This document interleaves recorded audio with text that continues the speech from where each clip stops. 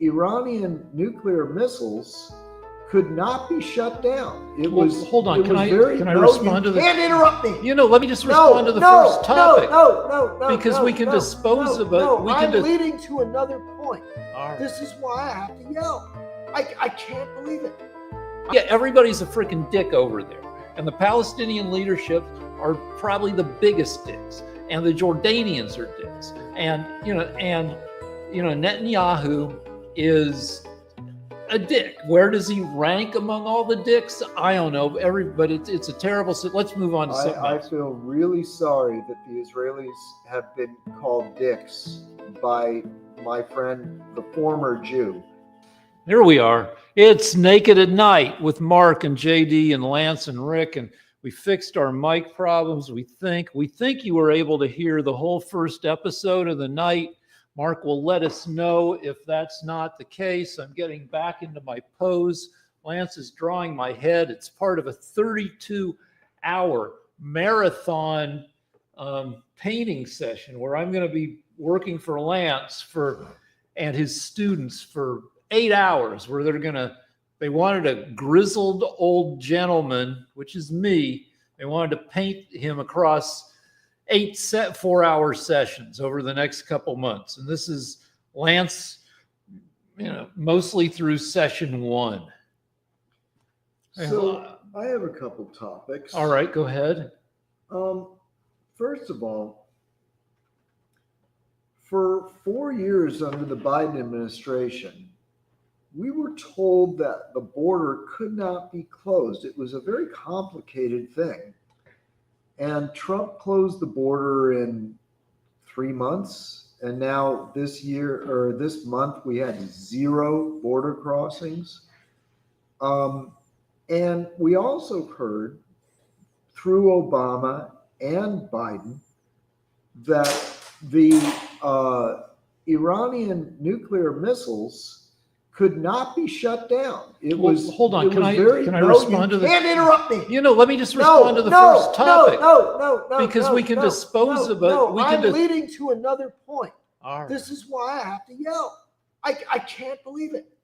I am leading to a cumulative point. Fine. Okay. All right. Okay. The second point I want to make is that we were told that the Iranian nuclear weapons program could not be shut down. It was too complicated. And Trump was able to solve it within the first few months of his second term. It's true that he didn't do anything the first term, but the second term, he did. He was trying to bring Iran to its knees economically and did succeed at doing that, except that as soon as Biden took office, he removed the sanctions and Iran was richer than ever. And so their nuclear program started to thrive again. So that's 2 things that the Democrats lied about because Trump just wiped out their nuclear program in 30 minutes.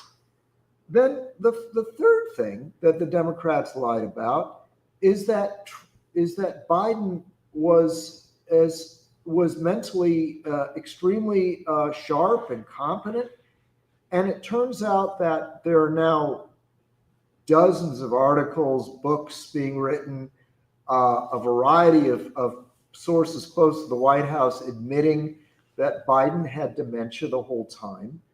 And there's even his doctor yesterday took the 5th rather than tell the world, the Congress, what Biden's mental state was. So that's 3 wild, outrageous lies that are now, I think even Rick has to admit the Democrats were lying about that, although Rick is very stubborn. So I don't understand why Rick still trusts the Democrats when they lie so repeatedly. I'll give you 1 out of 3. And so the first one, Trump has managed to shut down the border. There aren't a lot of people coming over the border. Now, I don't know how much of that, I'm pretty underinformed. I don't know how much of that is shit that, if I knew, the details of it, that I would think is just cruel stuff, because the ICE is doing a lot of stuff that I don't approve of. But I don't know what exactly they're doing on the border. And based on knowing not much, I would say that is maybe the number one accomplishment of this administration. So there you go. I'm not going to fight you on that. Maybe if I learn more and it's not great, then maybe at some future point.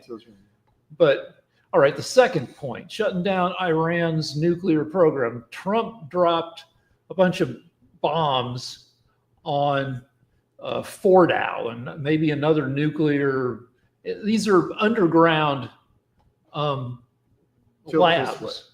Yeah, like that. Not that much. Okay, underground labs where they spin uranium to get the lightest uranium and accumulate that stuff, because the light uranium that's 1% lighter than the other uranium is the explodey stuff, because it's missing several neutrons, and without the neutrons to hold the nucleus together, it's easier to blow an explodey uranium nucleus apart, and you get enough of that stuff in one place and you can make a nuclear bomb.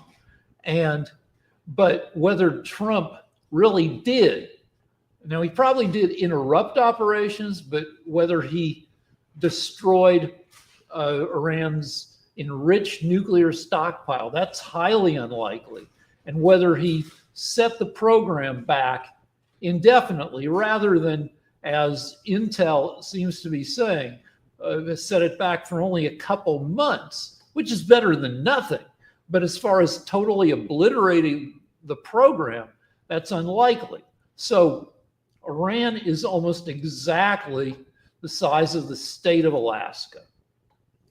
The enriched uranium, all the enriched uranium, enough to build several nukes, would fit in a box not much bigger than a box that could hold your head.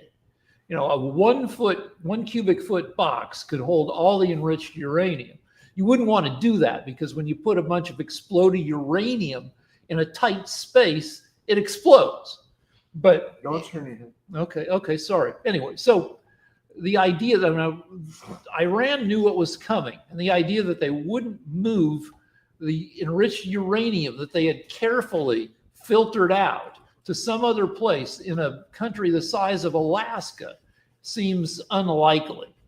So I'll give you, 1/3 credit for blowing up Iran's nuclear facilities and doing some damage. And it's one of those things we'll find out in the fullness of time.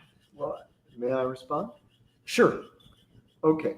So Rick has been listening to Democrat propaganda, and I assume he brings his own knowledge to it. You said about that you could move some of this stuff. But one of the things that Republicans are very upset about is that Democrats will lie whenever Trump achieves something. So it turns out that the Israelis, for whom this was life or death, told Trump that it was okay to stop the war because they felt satisfied with the results of the bombing. They were the ones that asked for the bombing, and they were convinced, because they have unbelievably good intelligence, that this had solved the problem for them. That's the first thing. The second thing is, I've actually spoken to I spoke to the head of the Joint Chiefs of Staff at one point, so I bring special knowledge about this. He was the second in command, the number 2 guy. And I asked him, how do you know when somebody has, these nuclear weapons, and how do you ever verify them? And he told me that we have sophisticated equipment that can evaluate the signal that the radioactive material gives off. And so we know whether they have radioactive material, and we know, and the Israelis know, because we've actually had people on the ground for the past 10 years in Iran checking. The military operation that we had only took a half an hour. But the reason is because we've had spies, and the Israelis have had spies stationed in Iran since the beginning of their nuclear program's development. And so we know if we took it out. And I feel very sad that Trump can do something that changed the world. He literally eliminated our country's most dangerous enemy, because the Chinese are not going to commit suicide, but the Iranians might. And he took them out in a half an hour. And the Democrats are so vile and petty that they can't face reality and say, gee, I guess Trump really did something great. And it's sad. All right, so I'll give you half credit, because there is a ceasefire between Iran and Israel that is one of the effects, apparently, of the bombing. And we won't know for a while, if at all. And if you want to hide uranium, now the former chairman of the Joint Chiefs of Staff, is he one of your art students? Or? Yeah, for a while, and I don't think I remember his name, but he explained to me that we have equipment that can pick up the signal of radioactive material that can be formed into a bomb. All right, so we know where it is and if it's gone or not. But if you know physics, or even like superhero movies, if you take radioactive material and you put it in a canister that is made of thick enough lead, you've dampened the signal enough. So I don't know, maybe there's some sophisticated way to measure. Well, they've been surveilling these places, so they know if trucks are moving in and out. They know if they're watching constantly. We may even have people on the inside. We almost certainly do, but Israel does. Well, put it this way. Israel is satisfied. It was Israel and Iran both asked for a ceasefire at the same time. So Israel's main concern was getting nuked, and now they're not concerned. So I'm sorry, I'm going to have to go with big, huge, gaping holes in the ground that used to be Iranian nuclear weapons facilities, and the Israeli government, and my own common sense. I'm going to have to go with those things instead of vile, petty, bitter Democrats that just can't be big about this and admit that a great thing was accomplished. So Fordow is like more than a half mile below ground. So you can drop some big ass bombs on it and without causing significant damage. So we have to find out, because I don't know. But all right, but I gave you half credit. So let's move on to the third thing, which is Biden's mental health. So I've heard a bunch of different theories. On Pod TV, where we're broadcasting or whatever, streaming, I'm often a guest on the medical show that has an actual doctor, Michael Patmos, board certified and a bunch of stuff. And everybody's got a theory. His theory is, looking at Biden's gait and like three other things, is that Biden has Parkinson's, which can affect mental acuity. But if he has Parkinson's, then his people are continuing to lie about it because they haven't announced that he has Parkinson's. I have my own theory, and I'm not a medical professional, but I've seen people his age get loopy from what would be minor infections in a younger person. It turns out that if an old person, and Biden was 81 when he had the debate with Trump where he looked like shit and talked like shit. I've seen people that age, and when they get if you get a cold, if you get a UTI, a urinary tract infection, a bladder infection, it can, your old people's brains are enough on the edge of, I guess, working shitty that an infection that wouldn't, it can make people loopy until the infection is taken care of. Like with my mother-in-law and with her brother in separate incidents, we thought that they all of a sudden got hit with turbo Alzheimer's. All of a sudden, they seemed to have dementia. And then we took them to they were taken to doctors who specialize in old people stuff. And they said, well, before you go crazy with the dementia, let's check them for a UTI. They had a UTI, put them on antibiotics. Okay. And tilted back. And they were fine. So now that's not ideal in a president, that they can get a cold or bladder infection and get knocked on their ass. That's not what you want in a fucking president. But to me, that seems the more likely thing, because Biden didn't always seem as shitty as he did the night of the debate. And now he's out doing stuff, and I don't know, I don't hear him interviewed, but I see footage of him. And I don't know, is he a completely demented dummy walking around eating ice cream and going to funerals and hugging people at disasters? I don't know. I don't think he's completely demented. I think that he had old guy shit that was not dementia. It was what they call, temporary delirium. Again, not what you'd want in a freaking president, and probably not what his people would want to admit, but different from a guy who's lost his shit 24/7.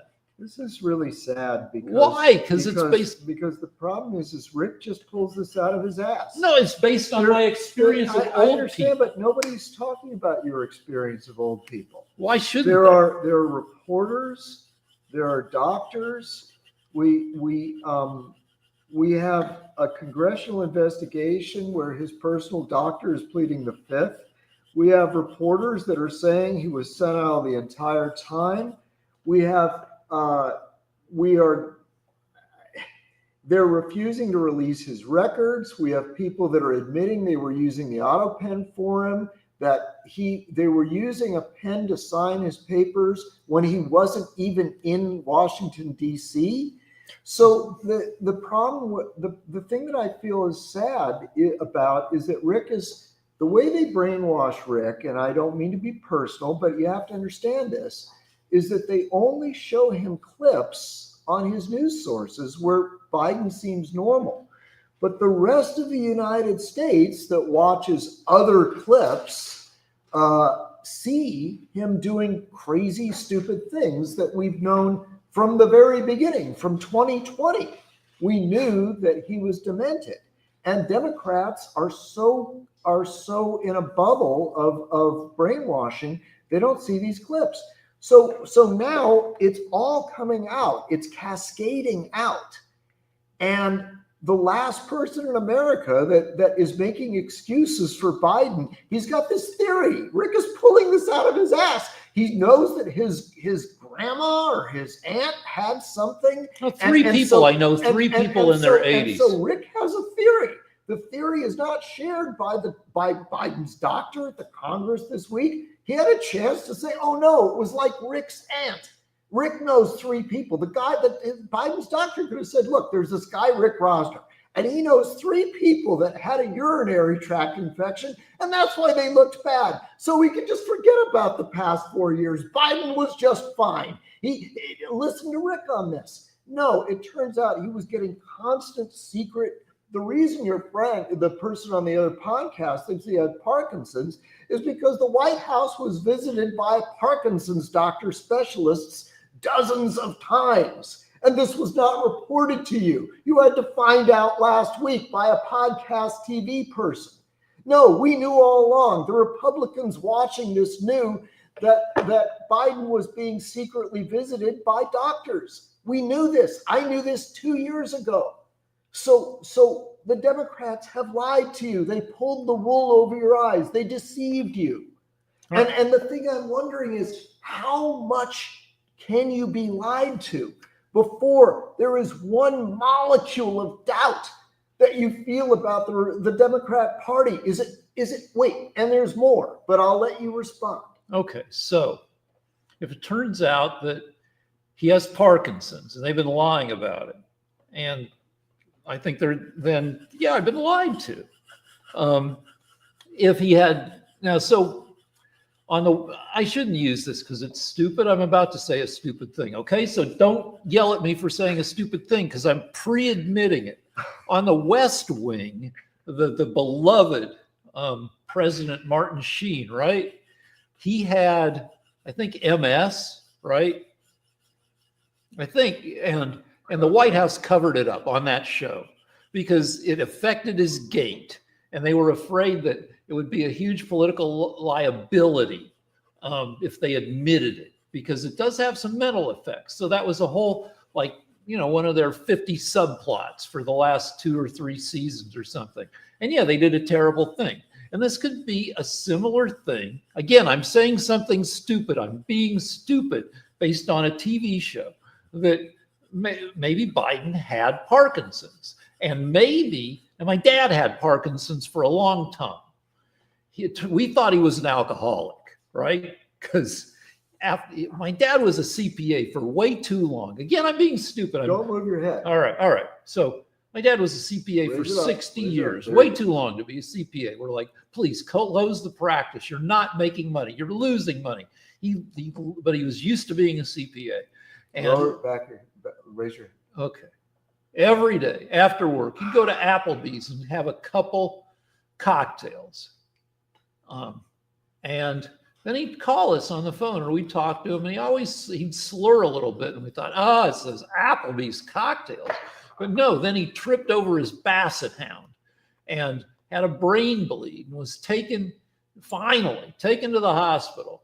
And turns out he had Parkinson's for a long time. My grandpa had late acting Parkinson's. My dad was a soft talker, somebody who just talks a little bit low, and it turns out that's, it was his natural tendency made worse by Parkinson's. Did Parkinson's make him an idiot who was incompetent? I don't think so. Maybe a little. Did Biden have Parkinson's that screwed up the way he walked? And was it maybe possible that Biden was more or less competent and the White House covered it up because people would say, well, no, if he's got Parkinson's, he's not fit to be president. That's entirely, I don't know if it's likely, but it's a possibility. So yeah, if that's the case, then yeah, we've been fucked with. Is it enough for me to not vote for Democrats given what I consider the shit show that is the current administration? Poop in one hand and poop in the other, and you got to choose between 2 hands that you've pooped in. So I still favor the Democrats. For a long time, I've tried to explain how pernicious the brainwashing of Rick is. And I've used the example of the Palestinian situation because... And then let's talk about that. Because Rick is been brainwashed by the Democrats into taking the Palestinian side. He thinks he supports Israel, but he's actually taking the Palestinian side without realizing it. And I couldn't really explain it. I kept saying that Rick is a Democrat first, a Jew second. And I couldn't figure out how to explain it to people. And I finally figured it out. It turns out that if the Democrats say that the Israelis are bloodthirsty murderers, bombing children, Arab children, and the Israeli government says, no, we're very humane. We make every effort to avoid killing Palestinian civilians, but sometimes it's unavoidable because they're used as human shields. Rick, being a loyal Democrat, will take the Democrat Party's side over the over the objections over the defense that the Israelis make for themselves. And that is why I'm convinced that he's a Democrat first and a Jew second. That Rick's loyalty, forget about the lies, forget about the smears they make about Israel and the Jews. Rick's loyalty is 100% unshakably with the Democrats. And it's not because there's facts on one side and facts on the other. It's that I listen to what the Israelis say. Like if I hear AOC or Chuck Schumer say that the Israelis are vicious murderers of Gazan children, and the Israelis say, no, we're doing the best we can, I'll take the Israeli government's side. But Rick's leaders tell him not to. That's why I'm saying that his mind is completely under the control of the Democrats, and that he's a Democrat first and a Jew second. Yeah, but set Gaza to the side because, all right, so the Israelis, it's been going since October, this Gaza conflict war. It's been going since October 2023. So we're looking at about 20 months. And Hamas, the Palestinians, kicked it off by killing 1,200 Israelis in a surprise raid. Since then, the Israelis conducting war activities have killed more than 57,000 Palestinians. Oh no, hold on, because I'm not disagreeing with you yet. Sure. So, which is close to 3% of the total population of Gaza. Now, I listened to a guy who's very pro-Israel on Pod TV, where we're broadcasting or streaming, named Sasha Starr. Anyway, he says this is normal for a conflict of this type, that if you look at statistics of war fighting, these percentages of 3% of the population killed, it's not unusual and actually weighs in Israel's favor. So I don't like reading the stories every day of Gazans getting blown up, and so many of them are children, and seeing the pictures and all that. But I'm willing to, at least for the sake of this discussion, let's set Gaza aside and talk about the other place where Palestinians are. So you've got Israel in the middle. You've got the Gaza Strip over here. Then on the other side of Israel, you got the West Bank of the Jordan River, which is a part of the area originally kind of set aside for the Palestinians. And for decades now, more recently, hard right, what you'd call Trumpy, Israeli settlers, or usually highly orthodox and right-wing settlers, have been moving into the West Bank and being mean as shit to the Palestinians. Now, I'm underinformed on this, as I'm underinformed in every frickin' thing. But I just read statistics today that the Israelis, the settlers, and the IDF, the Israeli Defense Forces, have killed 955 Palestinians compared to losing 36 Israelis. And all the stories I read out of the West Bank have it that these settlers are pretty dickish. Now, you can respond and tell me I'm ignorant and stuff, but I'm willing to grant Israel limited benefit of the doubt in Gaza, but what's happening in the West Bank seems to be Israeli settlers being pretty frickin' dickish. Now rebut that. I'm sure you can, because you know more than I do. No, I frankly, I haven't followed every accusation against the Israelis in the West Bank. I will say, by the way, that the argument that is beginning to convince you on Gaza, I made months ago. So I guess, if I say it, you automatically disagree. But, and also I don't accept that the Israelis have killed 57,000 Palestinians. All of those numbers are always taken by the Palestinian propaganda sources. I also think that if they have killed thousands of Palestinians, and I'm sure they have, they were members of Hamas who deserve to die for what they've done. Anyway. Well, hold on. Let me respond to that real quick. So, yeah, the Palestinians are in charge of counting their own dead. But when they've been audited in previous actions between Israel and their numbers turn out to be pretty close to pretty accurate. They're never accurate. They're barely exaggerated. Okay, well, hold on. All right. So where they are exaggerated tends to be in the number of women and children rather than in the absolute numbers of dead, I believe. Okay. All right. I have to explain this one last time. Hamas have unlimited children that they can have. So life is very cheap for Hamas with their civilians. In fact, the more civilians that die, the more sympathy brainwashed liberals give them. So they hide behind the skirts of their women and the children.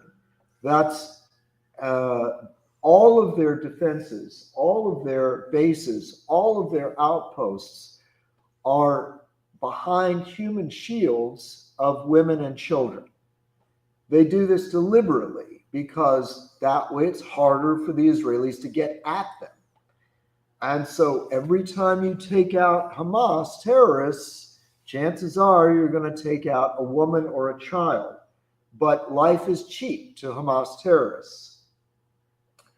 I will also say for the fifth time that according to the Geneva Convention, if your army hides behind its own civilians and you have to kill their civilians to get to that army, it's your fault. Your army committed the war crime, not the Israelis. Putting their military behind their civilians is their war crime. They are responsible for the deaths of their civilians. This is the law of war at the International Geneva Convention signed by every country on earth, that you don't hide your people behind your own civilians. All right. So there's a meme. There's a meme that comes from a taco ad where a little girl says, "Why not both?" And yeah, Hamas, they're horrible people. They're getting their own people killed by the tens of thousands. Does that entirely excuse frickin' Israel? I don't know. I tend not to think so, but I still think they're bigger dicks on the West Bank where it's not the government. As far as the West Bank goes, one of the things that liberals never think of is that in Israel right now, there are 9 million people, and somewhere around 2 million of those people are Arabs that the Israelis allow to live with them. In the Arab countries bordering Israel, there used to be a lot of Jews, but they were all wiped out or expelled. So when I hear that there are Jews that are living in the West Bank, which is part of biblical Israel, it's been part of Israel for thousands and thousands of years, actually over 3,000 years. When I hear that there are 50,000 settlers in those areas, I don't care. But I'm not finished. But liberals do care. Liberals want the areas next to Israel to be Jew-free. Israel, for a Democrat, they want not one single goddamn Jew living in the West Bank. So there, in this case, Rick is on the side of the Arabs that want to be Jew cleansed. And so it would make Rick very happy if those settlers were not able to live right next to Jerusalem. Now, I believe that there are disputes going on in the West Bank between Jews that would like to live literally right next to Jerusalem and Arabs that don't want one single goddamn Jew anywhere near them. And I'm smart enough not to take the Arab side. I actually think, I bet you it's not that big of a deal. But as a good Democrat, Rick is now on the Arab side. We got to get those Jews out of there. We can't have one. No, just have Jew. them not kill a ton of Palestinians. No, so hold no, on, no. There will be conflicts. It's 25 to 1. I don't believe it. I think that the Arabs are lying to you. No, I think and you know how I know that? Because they've been lying about every statistic for 50 years, for my entire fucking life. I've been hearing Arabs say, "Oh, they're killing us. Oh, we're having such a terrible experience. The Jews they're like Nazis." And Rick is going, yeah, those fucking Jews, they're like Nazis. They're killing Arabs. No, they're not. I don't believe it. All right, I think you're being lied to. No, because this has happened over the past decade, say 955 dead Palestinians versus 36 dead Israeli settlers and IDF. Do you think? Hold on. Oh no, wait. Now you said, wait, no, you're I do want to say, wait, just one. Let me finish one point. I promise. Okay, all right. According to the charter of the Palestinian Authority, their charter says that they want not one single Jew living on earth. All right. So that they're SOL because that's, but that is the policy of the Palestinian Authority. Yeah, so I'll bet you those numbers are not accurate. I bet you they are, because 955 dead Palestinians over 10 years is 95 a year, which is one about every 4 days. So every time a Palestinian is killed, you can put a face with the name. It's not like it's not like Gaza where there's a flood of casualties, but for every person killed, you can see who the actual person is. These people aren't being manufactured out of whole cloth. It's a trickle of death compared to the flood of death on the other side of Israel in Gaza. And so you can't just make up the last one killed got a lot of publicity because he was an American visiting his relatives in Palestine. Now, you said this has belonged to Israel for 3,000 years. It's also belonged to the Palestinians for centuries and centuries. No, it hasn't. Okay. So what happened was this. First of all, the Palestinian Authority, the PA, runs the West Bank. They are the inheritors of the Palestinian Liberation Organization founded by Yasser Arafat. A terrible fucking guy. Yeah. And the charter that they lived by was that they were going to kill every Jew on earth, not just the Jews in Israel, but every Jew on earth. They use this passage from the Quran that says that there will come a day when even the trees will call out to the warriors of Muhammad that come, there's a Jew hiding behind me, kill him. So that was in their official charter. They took it out recently because I guess it might be read by Rick. I guess it wasn't. But anyway, the point is that I believe that these people have committed terrorist acts against the Jews. Call me crazy, but I think there's probably some trouble being caused by the Palestinian Authority. So I don't believe that it's 955 to 36. 25 to 1. I don't believe it. I don't believe it. And I will say that what happened was this. Transjordan, there was never a Palestine in the West Bank. The West Bank was owned by Jordan. When the two countries were divided after World War II, the Israelis agreed to take the territory they have now, and the other area that the Palestinian Authority occupies right now, the West Bank, belonged to Jordan. That section was taken by the Israelis in 1967. After Israel got invaded by a bunch of Arab countries all at once, and then fought them back. And then they gave it back to the Palestinians. They said, okay, look, you can have this territory. They said they offered it to Jordan. They said, look, Jordan, we're at peace with you now. Decades have passed. Jordan, do you want the West Bank? Jordan said no, because it's full of Palestinians. The Jordanians had just had a war with the Palestinians because the Palestinians tried to take over Jordan. And the Lebanese didn't want to do it because the Palestinians tried to take over Lebanon, where they succeeded.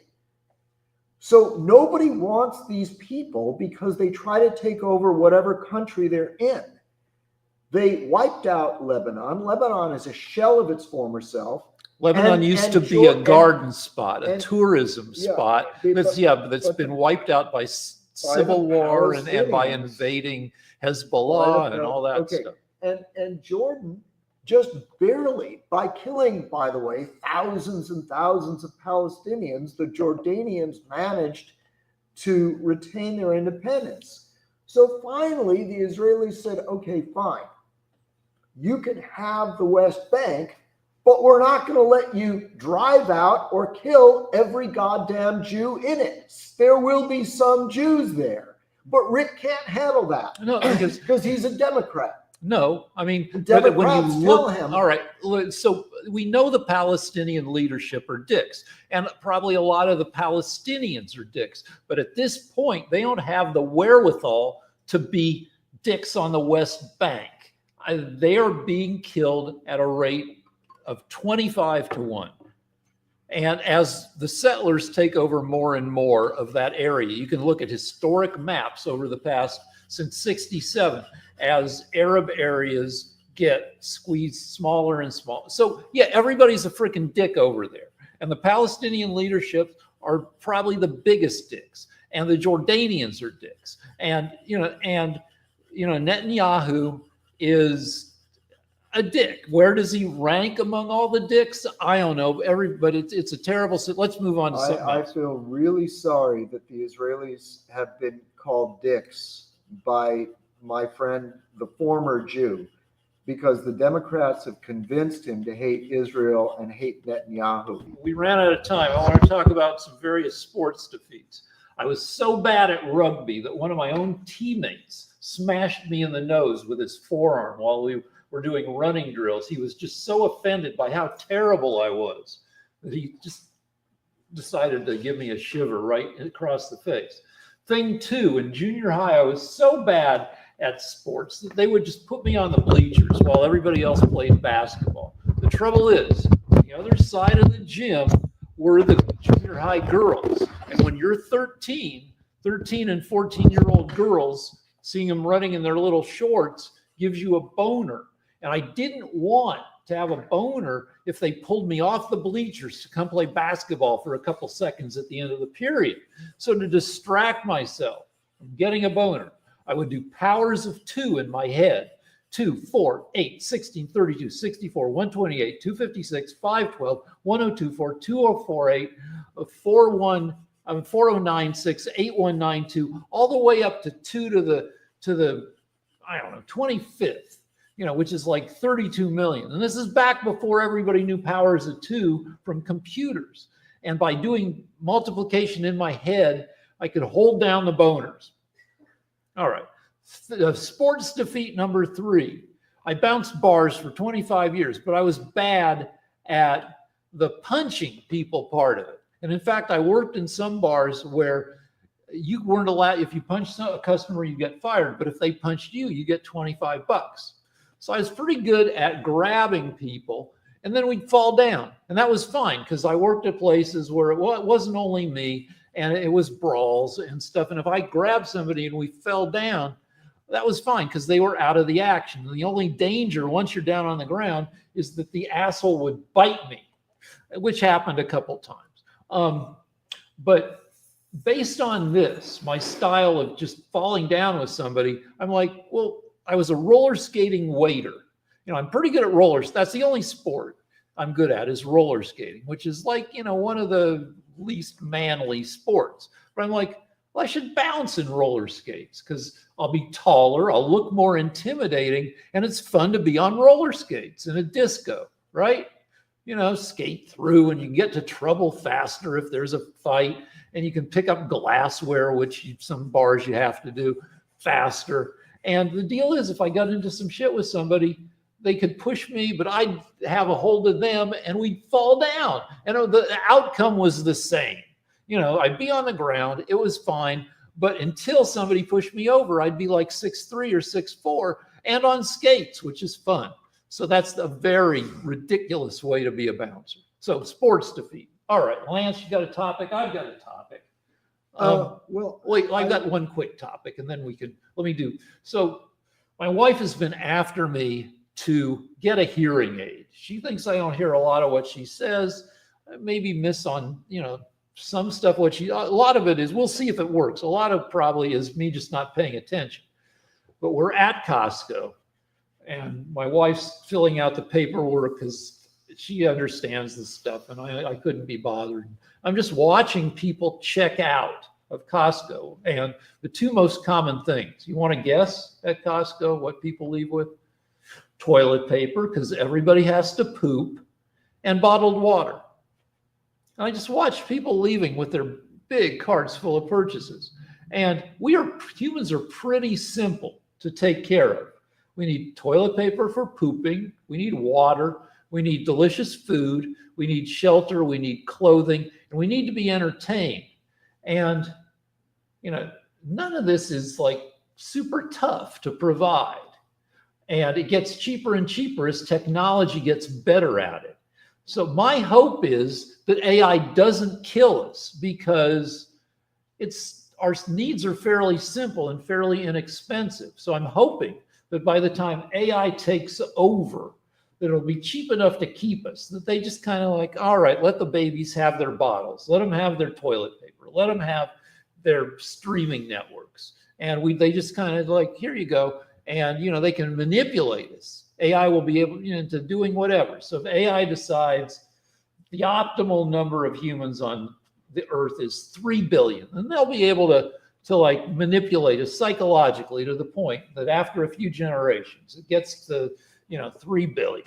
And, that in that way, humans will survive as the pets of AI. Lance.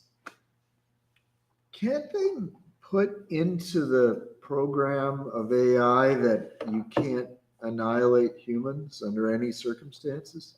It's called the alignment problem. But if you work hard enough at it, if you're not a greedy idiot, you can work with AI to the point where at least now you can get what AI wants to align with what humans want. Well, but the trouble is, I said, if you're not greedy idiots, a lot of the people in AI, even though they're these supposedly brilliant billionaires, are greedy idiots. What I talked about smart stupids earlier, overly confident in their brilliance. So I don't know, will we be able to keep AI,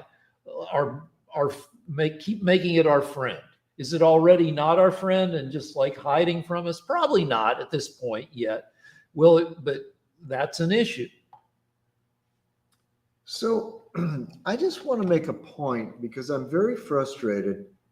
And I've learned one thing, that I'm not trying to change Rick's mind. I'm trying to change the viewer's mind. So I think there are objective viewers. There are some viewers that are not doctrinaire Democrats that might decide to vote Republican in North Carolina.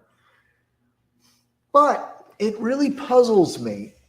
I raised 3 subjects, and I didn't want to argue each subject, but we ended up doing it. That's fine. Shutting down the border, destroying Iran's nuclear facilities, and pretty much proving that Biden has been demented all along. But the jury's out for Rick on that one. But the thing I don't understand is this. Rick predictably said, I would rather vote for a party that lies to me than Trump. The thing I don't understand is how you can vote for a party that needs to lie to you. Let me just reiterate. I know what Trump thinks. He's very, very open about what he thinks. He never particularly lies. I know Democrats think he lies, but he does everything he says he's going to do. I know what he thinks about everything because he says it. He's very candid. But the Democrats have to lie. They have to make up things. They have to say, well, you can't close the border down. Biden is sharp. Nuclear facilities can't be destroyed. The COVID virus didn't come from a lab in Wuhan. And they're obviously lying, but that doesn't impress Rick. All right, so Rick thinks it's fine. All right, so I'll give you this. Trump tells a ton of lies, spews a ton of bullshit. At the same time, he's kind of transparent in some ways. And I can see how you would feel that, he's not a bullshitter because he kind of, you just said it. You know what Trump's thinking. He might say a bunch of bullshit, but still behind the bullshit, you're kind of clear about what he states. I know exactly what he stands for, and he does exactly what he says all right, he's going to fine. do. But like, so that's all I want. All right, if he gets a number wrong or something, it doesn't need to be on the cover of the New York Times because I know that he's going to do what he says he's going to do. Well, how can you stand being lied to? Well, Trump appointed by the Democrats. No, hold on. But address my issue at some point. All right, so I will. But and I'll give you this: that if somehow voting for Mitt Romney would have held off a Trump administration, I would have voted Republican. There are people I consider decent Republicans. Not a lot of the current crop, though I don't know everybody in the current crop, but freaking like Kristi Noem, do we have to argue about her? I find her clownish as heck. And she went on one of the Sunday morning news interview shows. So there were a bunch of floods in the Texas Hill Country that have killed, probably over 250 people. They haven't found all the dead yet. And there were these cuts to FEMA. And the first day that the flood victims could call FEMA answered 98% of the calls. And then there were cuts to people were let go due to procedural shit that she was in charge of. And the second day that they could call to get FEMA help, FEMA only answered 1/3 of the calls. And the third day, FEMA could only answer less than 10% of the calls because they were minus the personnel. And somebody asked her, Kristi Noem, on one of these interview shows, what about all these missed calls? And she said, fake news. It's bullshit. And it wasn't fake news. They've had the numbers there. And also, while this was going on, Kristi Noem was putting up a poll of which photo of her, AI generated photo of her as a cowgirl on a horse, should be her official portrait as the former governor of South Dakota. And I don't know, I find Trump's cabinet freaking laughable. And, I like the earnest stumbling of the freaking Democrats better than the horse shit that the Republicans are handing out. Okay, first of all, I saw the interview, and Kristi Noem was presented with those numbers that you just did. And she said that the senator and the news people supporting him are lying. She said they're just making it up, that it didn't happen. And I believe her. I know, for example, that FEMA was caught giving aid money to people if they were Democrats and deliberately withholding money from Republicans. And that led Republicans to be very suspicious of them. I'll finish my statements on FEMA by saying that what people don't know is that FEMA is not an emergency operation. So if you have a disaster in your area, you don't call up FEMA. What FEMA does is they wait until the emergency people, the first responders go in, the rescue workers go in. And by the way, Trump sent massive numbers of rescuers. They're extremely well equipped. They sent everybody they needed and more to rescue the people.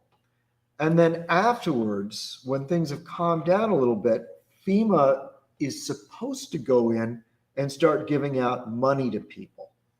And it turns out they've been terrible at that they're very corrupt, that a lot of money gets lost, and that they weren't being fair about it. They were actually penalizing Republicans. So people said, we need some reform at FEMA. We need to start firing people that aren't doing their jobs.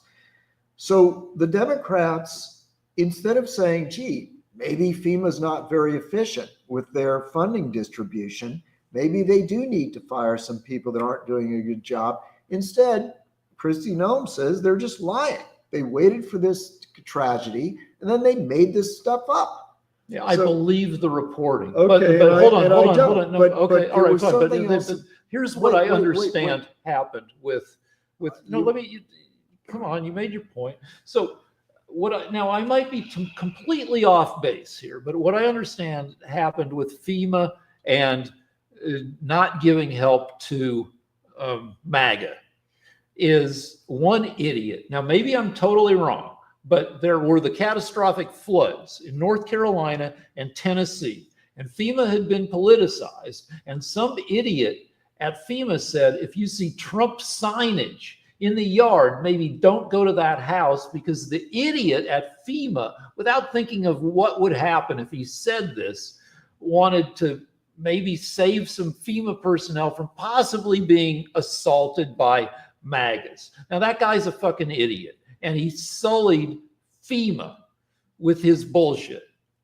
Now maybe my understanding is wrong, but also FEMA is supposed to hand out a few $100 like $800 in emergency funds as soon as possible for people who have lost their homes and need to get food and diapers and a hotel room.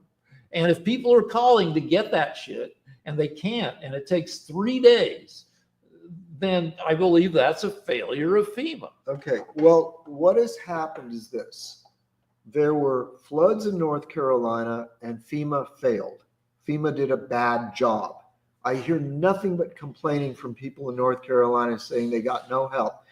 Then there were fires in Hawaii that wiped out, there's a particular Waikiki, I forget the name of the island, but there was a beautiful place that was wiped out. FEMA did nothing. Was it Maui? Yeah, there was, I forget where it was, but Oprah has a house there. It's one of the most beautiful parts of Hawaii. It was wiped out, and FEMA failed again.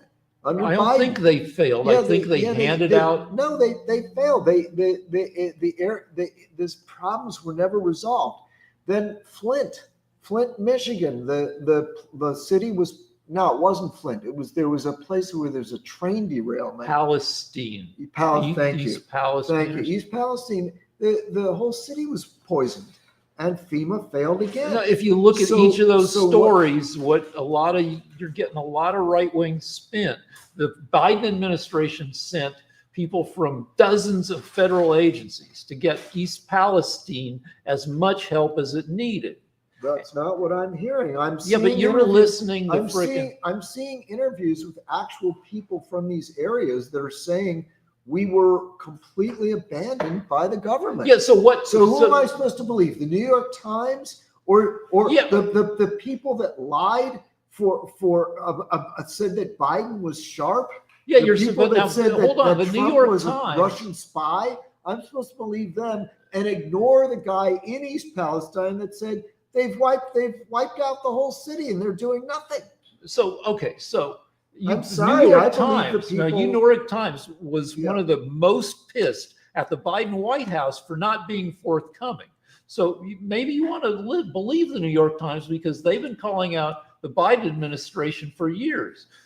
But anyway, what FEMA does is it immediately hands out $800, and then it takes sometimes weeks or months to straighten out exactly how much else, and maybe not, it's not entirely FEMA's deal. Other agencies come in to figure out bigger awards based on your actual loss. FEMA's there it's supposed to give you $800 as soon as possible. But then other agencies and FEMA come in to figure out whether you get 40,000 to rebuild or whatever you get. And yeah, there are going to be people who misunderstand how FEMA works and are like, I only got $800. And it's like, yeah, and then you have to wait a few months. And yeah, maybe they or other agencies, or I don't know. But anyway, some of it is probably FEMA's fault, and probably some of it is people who are overly politicizing it and not understanding how it works. Well, all I know is that East Palestine is still poisoned. The area in Hawaii is still burned down. They did nothing. The area in North They Carolina. didn't do nothing. They've sent tens of millions. No, Hawaii. How does that compare all to that- all the how does land- that compare to the tragedy in Texas that just happened? Flood. Can't miss it. It's still ongoing. The jury is out on whether they'll help Texas enough. But they have enough emergency equipment. They have emergency rescuers. They're still trying to pull people out of the water. I mean, it could be that Trump will fail. I don't know. It's a little early. But in terms of response. The response has been emergency people and rescuers, and they've apparently been doing the best they can. And how does that compare to the response under the Biden administration with the other rich house? Well, it's a leading question. I know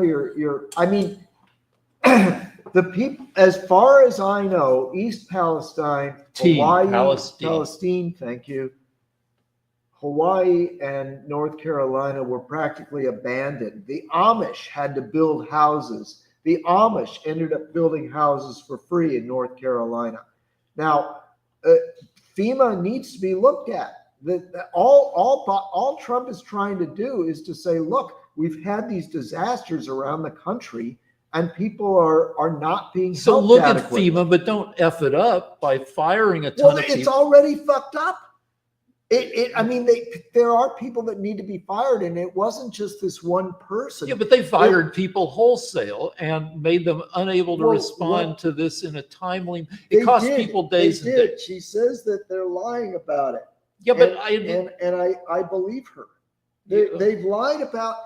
Another thing they've been lying about is they say that the ICE is taking people with Spanish surnames like JD off the street and just deporting them to the Sudan. I mean, they're making stuff up. I've heard it all right, with you're my own confusing ears. two different things. No, I'm just saying they will lie. The Democrats will lie. They've been lying all along.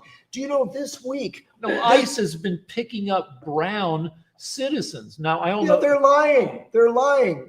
Tom Homan, the head of Tom ICE, Homan said he the went head on of ICE. TV and he said you can stop people on the basis of their appearance. You can. It doesn't matter. The point is Which that is Tom unconstitutional. Homan says that nobody is getting arrested without thorough examinations.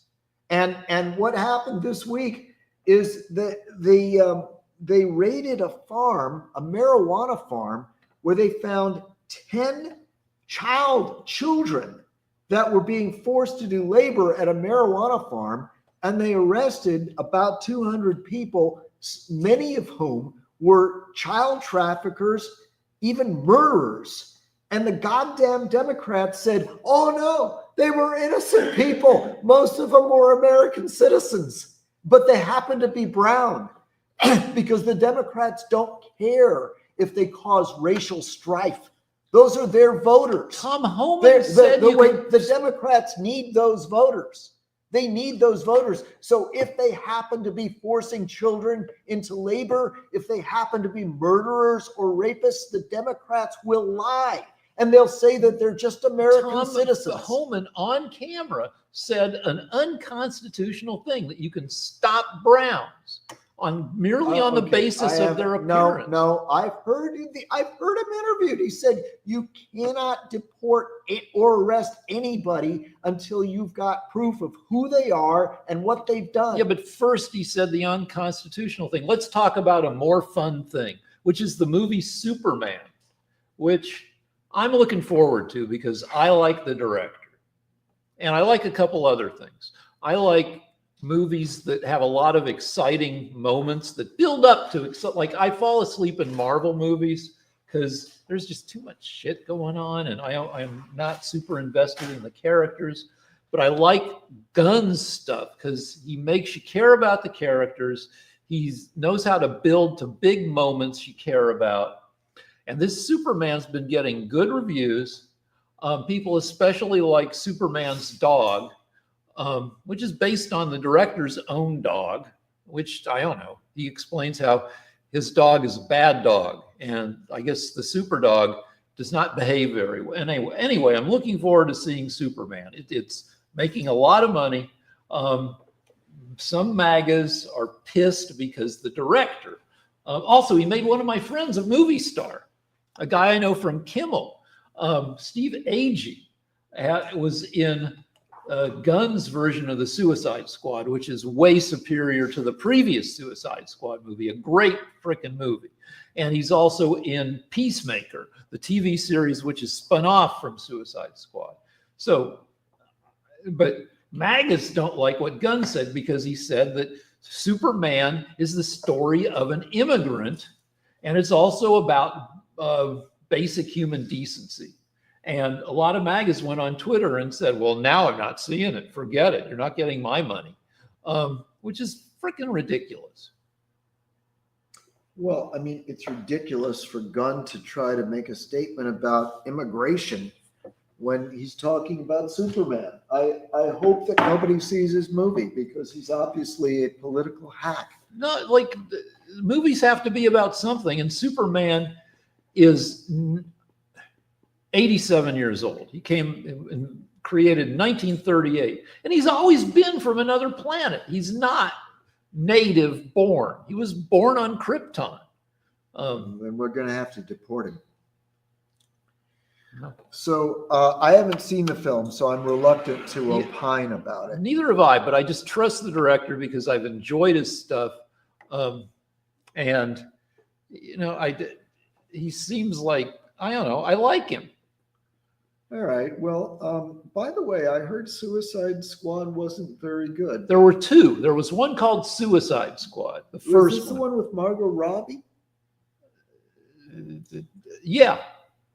The first one did it have her? I don't think so. Isn't she the one that's got the baseball bat? She's hits people. Yeah, she's Harley Quinn. Quinn. Right. It's a good freaking movie. The first one was a slog that I fell asleep in. Second one, good. It had Pete Davidson for half a second. I like any movie that had, because Pete Davidson is always the biggest fuck up of fuck ups, and I find him funny. Isn't he the guy that had sex with all these famous? He's had a lot of girlfriends that people think are out of his league, like Kate Beckinsale, right, and Ariana Grande. Yeah. And he just seems like a fun guy, and people think that it's because he's got a giant hog, but he has said, no, my hog is completely average. So I think he's just a good hang. I heard that he makes jokes about how he may or may not have a venereal disease that is He's incurable. a stand-up. Okay, all right, all right. Well, more power to him then. I think Ariana Grande is very talented, and not that my opinion matters that much, but Kate Beckinsale is supposed to be very bright. I think she went to Oxford. So one of those. When that meant something. It still means, but anyway, I have a theory about sex symbols. Yeah. I think they're tired. So let me go. You hate me talking about my penis, but I've got OCD about working out, right?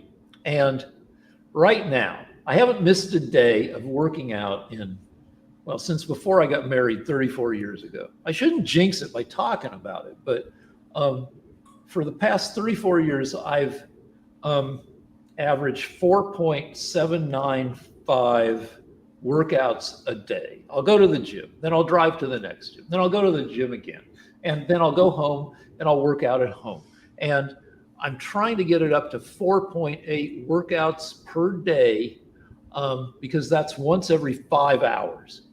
And I love numbers. My dad had OCD he was a CPA where he had to carry a bunch of pens around. Pens, I don't know, made him feel secure. My OCD is working out. And lately, I've been working out, going to the gym or working out at home, like even more than 5 times a day. And I've noticed that on some of the days where I work out an insane number of times that I will fall asleep watching TV with Carol. I'll fall asleep watching The Buccaneers by Edith Wharton, but made for modern sensibilities, next to Carol on, I don't know what channel it's on, but I'll fall asleep. My dad fell asleep. He was a workaholic. I'm a workoutaholic. But also, it makes my dick not want to do much. Because I've worked out, for so many. So, what was the point? Oh, that sex symbols. So, if you want to be a Marvel superhero, they took Kumail Nanjiani, right? A regular guy, and they turned him into a muscle guy. And to do that, they want you to work out, 4 hours a day and eat 5,000 calories a day, including probably 150 grams of protein. You've got teams of trainers to make sure that, and for Ariana Grande, or one of the female sex symbol, I'm sure there's choreography, there's public appearances, there's, you can't eat much, you have to be, and I feel that sex symbols are probably so tired from the business of being a sex symbol or a superhero that they are not horny. So that our sex symbols are very not into sex, that they probably want a nap more than they want to have sex, because the business of being a sex symbol, it has to be exhausting. Mark. Yeah, that's what they tell me. They also tell me. Wait, we need volume. What's happening? Volume. Can you hear me? Now we can. All right. Yeah, it sounds like that might be a difficult life. I had a friend that was a porn star and everything like that, and he may still be in the business. I haven't checked with him and everything to see whether he's still in the business or not. But I did see a story of a young kid in Ohio, and this is where my question to you two gentlemen is, as well as JD.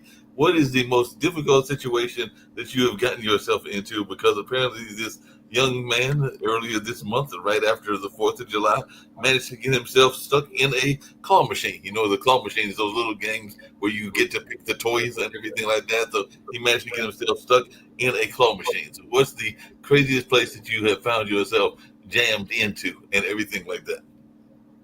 I have a jam I got myself into very stupidly.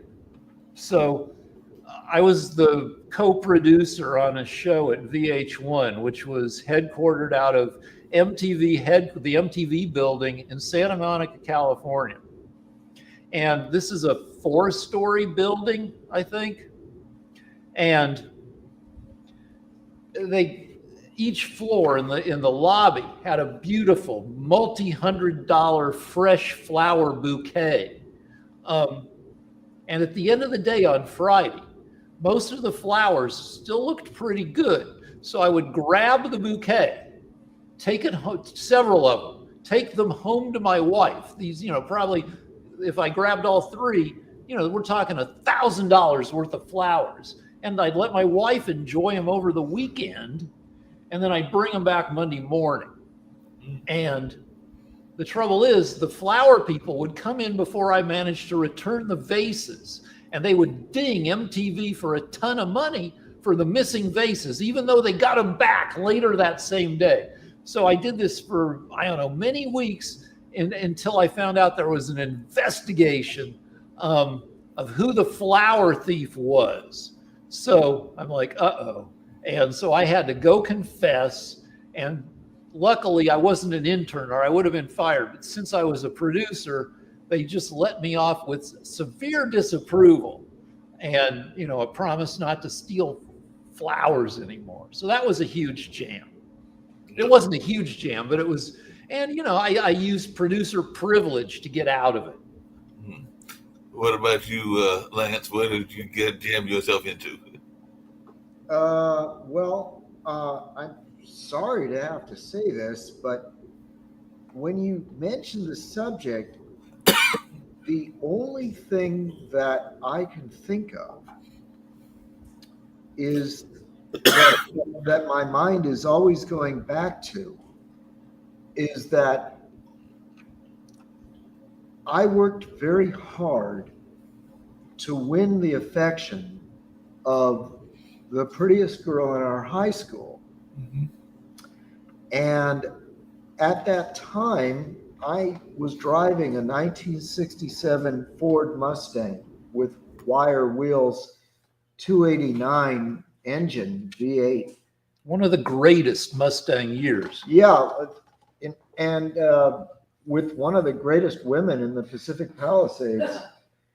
And now, you might think that being able to finally be with the most beautiful woman at Palisades High School would be a wonderful experience, especially when it involves a Ford Mustangs with wire wheels, red with a black top. And it turns out that they're very, very small, a lot smaller than you would expect. And if you're a little bit, not planning ahead very well, you end up jammed in the back of the Mustang, and you're not able to do the thing that you've worked so hard to do that would have meant so much to both of you because you're jammed. So when you say this to me, it's a very personal thing and it's a very real jam. Nice. And now use it. Well, my jam is quite a jam, quite a pickle I got myself into, Mark. I was playing at this bar. This was back in like 1993. And there was these four girls that were like, "Oh my God, you're so cute." Oh, what happened? Oh. Did we lose signal? No, I said Iggy. I think did you hit something, Mark? No, I still hear you. You can see it. All right. Oh, okay. Yeah. Can you see me? I see you. Yes. Can you see me, Mark? Yes. Okay. So what happened was, so the girls, I was playing at this bar, and they said, "Oh, you're so cute," and at the end of the night, I said, "Hey, you guys want to go to a club dancing?" And they said, "Yeah, let's go." And I said, "Yeah, my treat." And so we went in their car, and as I was driving, when we were driving off, we got to the club. I realized I forgot to get paid, and I didn't have any money with me. It's like crap. And we're walking to the club, and shit, I go, "Man," I said I will pay for them. They're super hot. And as we're about to walk in, I go, "What am I gonna do? What am I gonna do?" The owner of the club, who knows me, he goes, "Hey, JD, you know you can't come in with a tank top." I had a tank top on. And I thought, "Oh, this saved me." And the girls say, "Hey, well, my brother has a shirt in the trunk of the car." Mind you, I never met these girls before. And I said, "Oh, okay." And they gave me the keys. And they said, "We'll go. He's gonna pay for us." And they went ahead and went in, right? And I'm thinking, "Oh, fuck, what am I gonna do now?" So I'm walking in the car and I'm thinking to myself, "Wait a minute. I have the keys to the car. They're like inside the club. I was just going back to it was like about a mile away, the bar that I was paying, I'd get paid and come back and it's like, it's a great idea, right? Well, as I was driving off, I'm driving about a half a mile before I get to the restaurant. There's like 10 cop cars behind me. And they proceed to arrest me for unauthorized use of vehicle. What happened is that they decided to come back out and they saw me taking off in their car and they thought I was stealing their car. And so then, but luckily the story ends well because they ended up dropping the charges. And after they found out what happened. So, but I did get to spend the night in jail. It was awful. Did you at least get a date with the women? What's that? Did you at least get a date with one of the women? No, God, they hated me. They never wanted to see me again because they dropped the charges, but they still were pissed at me. Yeah, I understand. No. I was drunk.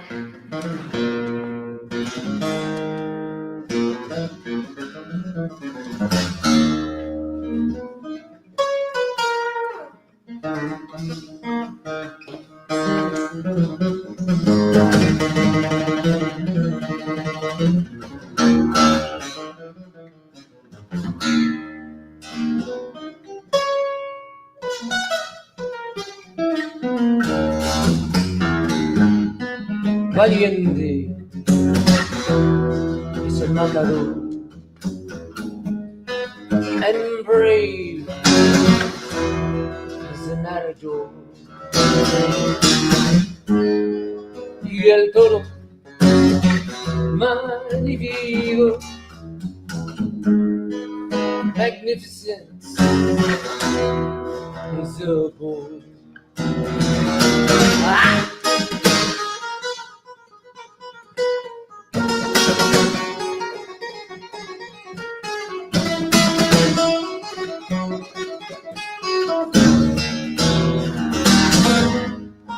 La capa roja como un baile, like a dance with the red cape. Pero el toro con furia and furious is a bull.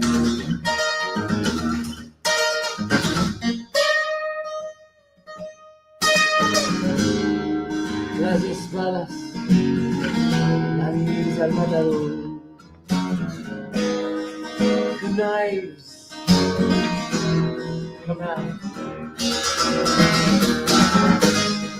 Y el toro ataca el matador. The bull charges the matador. El matador vuela en el aire. The matador goes flying in the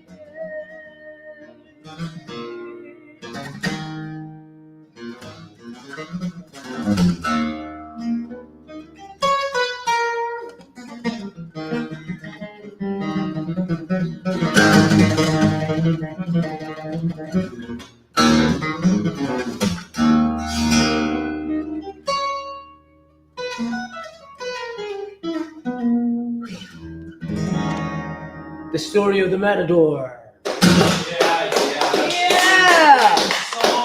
Thank you, Katie Much Original. Stick around for our last episode, but there's more. Scroll down, watch all our episodes here on Pod TV. We'll pull it together for one more. Yeah, baby.